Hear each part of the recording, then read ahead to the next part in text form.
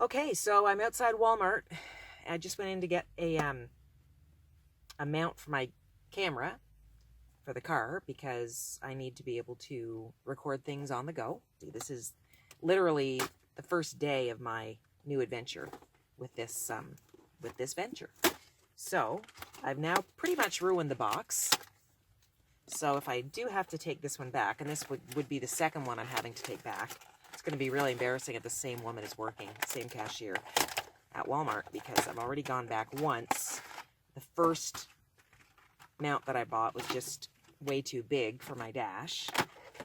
This one is fairly small. I'm just going to try to stick it on here. And it's supposed to be magnetic. I think that's going to work. Because I don't want it in the way when I'm driving, obviously. That would be dangerous. Oh, look, instructions. Oh, and sticky things. Or magnets. Wait, I better read the instructions first. So what this means is I now have to turn the phone off anyway to mount the plate. So wish me luck. Hopefully the next time you see me, we'll be on the road and you'll see me from a different perspective because I will have my camera mounted properly. I'll talk to you in a few minutes. I am on my way to Perth, Ontario, Canada, to try to find more information about a man named Michael Lee, who in 1882 was charged and eventually convicted with the axe murder of his former sweetheart, Maggie Howie, in Napanee, Ontario. They had both been working at the Tichborne Hotel in Napanee, and they had been sweethearts for a time until Maggie decided, evidently, that Michael wasn't the man for her, and she broke things off. And Michael then obviously decided if he couldn't have Maggie, nobody could. And I was able to find out some information about Maggie and about the murder itself and the ensuing trial when I visited the Lennox and Addington County Archives in Napanee. But unfortunately, I wasn't able to find out too much about Michael himself. And so I've decided to travel to Lanark County, where Michael was born and raised, and see if I can find some information at the archives there. So that's where we're headed. And I'm glad you're on the journey with me, and we'll see what we can unearth together today. Doing research for my novels is kind of like being a history detective. It can be tiring, but I never get tired of it, if that makes any sense. It's one of the aspects of writing that I really enjoy. So, my trip to the archives did not unearth as much as I had hoped it would about Michael Lee, but it was certainly very interesting, and I want to thank Mike and Francis here at the archives who were very helpful today, and we will push on. Now I'm just going to go to downtown Perth, historic downtown Perth, and enjoy a little lunch. My first stop is at the Crossroads, a traditional British tea room in downtown Perth. Its charming decor offers lots to look at while you're waiting for your lunch or tea to arrive.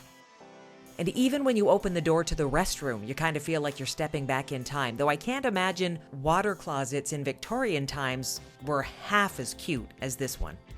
My favorite spot is this tiny table in the front window. It's a perfect place to relax with a cup of tea and watch the townsfolk and tourists wander by as they enjoy historic downtown Perth. And of course, I can't resist making a stop at Matheson House and the Perth Museum. Matheson House was built in 1840 using local sandstone. It was originally owned by the Honorable Roderick Matheson, a very prominent resident of Perth and also one of the first senators in the Dominion of Canada. He owned Matheson and Shaw's General Store, situated on land adjoining the house. Stepping inside, any history lover will feel instantly at home at Matheson House. It was designed using a traditional center hall floor plan, and that provided easy access to all the main floor rooms. See that staircase? Roderick had that designed so that ladies could be properly escorted up or down the stairs, and that's why the rise for the steps is very low, so that women would not have to lift their skirts high enough to reveal their legs. My, how times have changed. When you enter the dining room, you might be tempted to sit down and wait for the servants to bring the meal. The wall cupboard to the left holds one of the original sets of Matheson china. The second door on the left originally led to the butler's pantry. Food would be passed from the kitchen to the pantry to the table. Above the fireplace, you see a portrait of Roderick's second wife, Annabella, who gave Roderick 11 children. The French doors on the far wall lead out to the garden. The dining room table and chairs are original to the Matheson family. This is the drawing room, the social hub of the home where visitors were entertained, and Roderick Matheson loved to entertain. In fact, it's his portrait hanging there above the fireplace. The room is laid out in classical Georgian style. Each side mirrors the other to create an illusion of more space. Now, this early 19th century portrait was found in the basement, and though there's no documentation to support it, many believe it's Roderick's first wife, Mary. The parlor or family room is decorated circa 1890. The Matheson family actually called this the library, and though most guests were ushered upstairs to the drawing room when visiting, others, such as doctors and ministers, would have been invited into this room when their services were required.